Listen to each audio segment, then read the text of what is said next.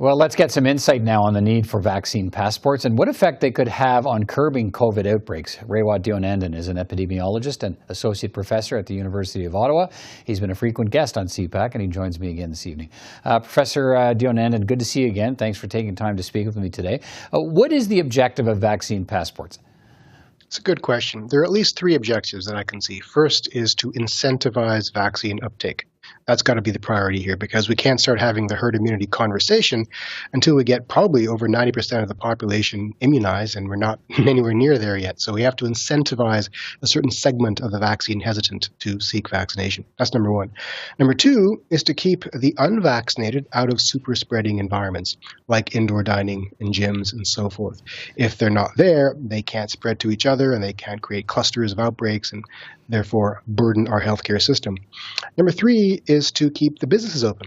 So if the businesses are not home to super spreading events, they can probably stay open longer. So those are the main reasons. I would add a fourth reason possibly is to prevent the likelihood of breakthrough infections amongst the vaccinated. If they're less likely to be exposed to unvaccinated carriers, they're less likely to experience breakthrough infections. So that's a lesser important reason. Right. We're going to hear in a few moments here some of the objections from some members of the business community aren't crazy about the passport approach. But why are vaccine passports, you think, the best way to get to higher vaccination rates? We talked about some of the objectives, but people talk about, look, what about education? But why are passports the way to go?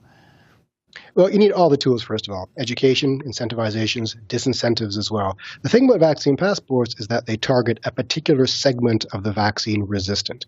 That includes the anti-vaxxers, who are a hardcore group, and it's kind of religion. Now that we know how to talk to religious people, and that's that way.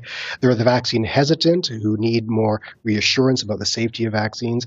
There are those who need time off work or time for childcare in order to seek vaccination.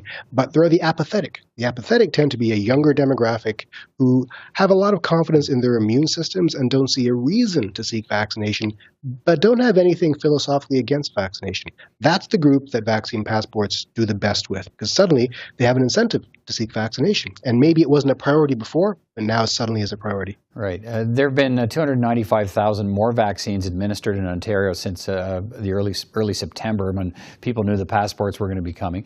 Still nearly 2 million Ontarians who haven't had a dose. I think it's 1.8 million. How confident are you the passport approach will drive the vaccination numbers up?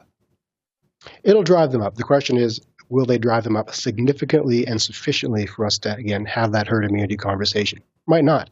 It's just one tool in a panoply of tools available to us that include education, that include possibly financial reward, as some American states have been playing with, even though that's not my ideal scenario. But the passports, if they don't succeed in optimally improving vaccine uptake, at the very least will keep businesses open, which is a win in and of itself. What's the expert thinking now on what will constitute herd immunity as we see some of these variants and changes in COVID-19? First of all, you don't know if you've reached it until you've reached it and stayed there for a while. Second of all, you might probably dip in and out of it because immunity is not evenly distributed across the population. But that threshold depends on really the transmissibility of the virus and the effectiveness of the vaccines. And Delta is hypertransmissible and has diminished the effectiveness of the vaccines a little bit. So some back-of-the-envelope calculations suggest probably over 90% need to be immunized. That means you don't get there until children start getting immunized. And we might not get there at all. And maybe we'll get there through a combination of vaccination and recovery from natural infection. Let's finish on this, because we've seen the debate unfold over this in the country, and at some points it's been very divisive. And I know you've done a lot of study on epidemiology and populations and so on. And I guess I'm wondering, is there a danger in what some people will see as dividing a society that way, limiting the rights or privileges of people who don't want to get vaccinated for whatever reason? Totally. There's a lot of dangers here. We have to do this very carefully and sensitively and empathetically. And so it's important that people note that no one's rights are being constricted or constrained here because essential services are open to everybody And vaccination is accessible by everyone. No one's being discriminated based upon their innate physical characteristics, but by a choice. The same way we choose to get a driver's license and choose to cross when the light is green, right? So as long as that choice is available, it's not discriminatory. But yes, we must be sensitive to the divisions that we create. Professor Raywat Deonandan, always good to talk to you. Thanks again for speaking with me tonight. Thank you very much.